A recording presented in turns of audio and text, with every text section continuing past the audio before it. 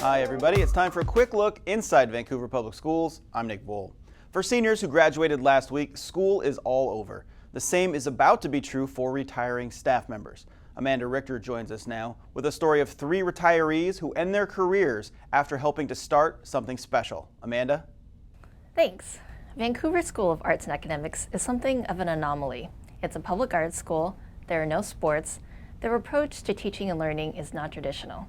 And that's exactly how the original staff wanted it to be. Now, 3 of them are retiring. If you've ever been to Vancouver School of Arts and Academics, you've met Deb Cushman. She's the smiling face at the front desk. It's always nice to welcome new people back. I love being involved, with everybody. I get a chance to meet the students and the parents and work with the teachers and all of the staff. Back in 1996, the building opened with Deb in the library, even though construction wasn't done. The electric saws were going all the time. There was sawdust everywhere, and it was August, so I couldn't turn the fan on because otherwise sawdust would blow every place. So that was an interesting experience. Deb has spent much of her life in this building. She was a student here back when it was Shumway Middle School. I keep thinking that's the room I had 9th grade social studies in, or that's the room I had home ec in, which is now the Black Box. Now, just turn again. The Black Box Theater, formerly Deb's home ec room, is where Annie Averre teaches theater.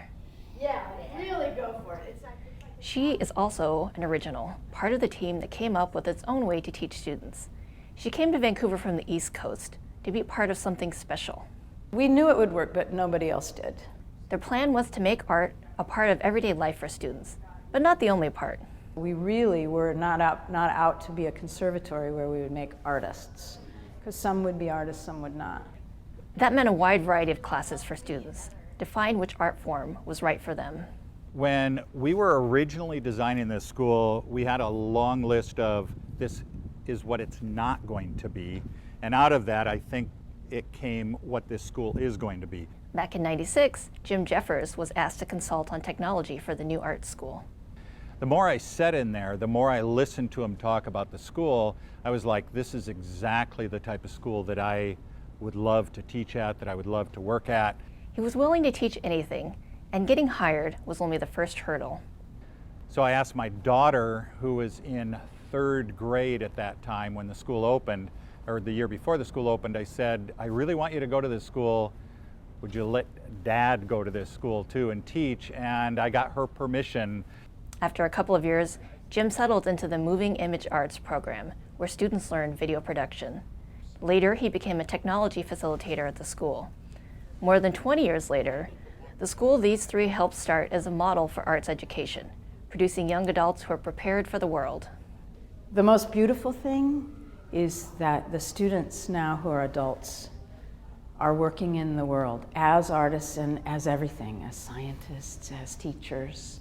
With just days left at VSAA, they're reflecting on their students. I will definitely miss the relationships that I have with students over time.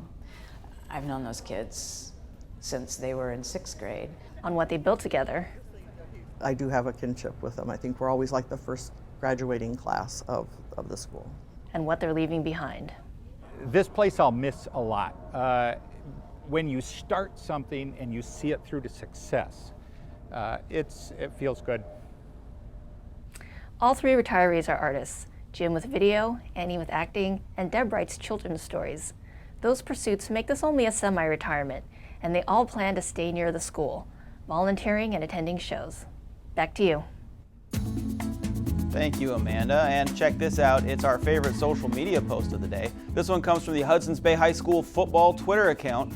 Members of the team were driving past a woman who had spilled trash and was trying to clean it up. The players asked the coach who was driving to turn around so they could go help her. As coach says in the tweet, moments like this remind us about how caring students can be. Great work to those Eagles. And hey, since you're on social media, why not connect with Vancouver Public Schools? We are on Facebook, Twitter, YouTube, and Instagram. Until next time, I'm Nick VOLL.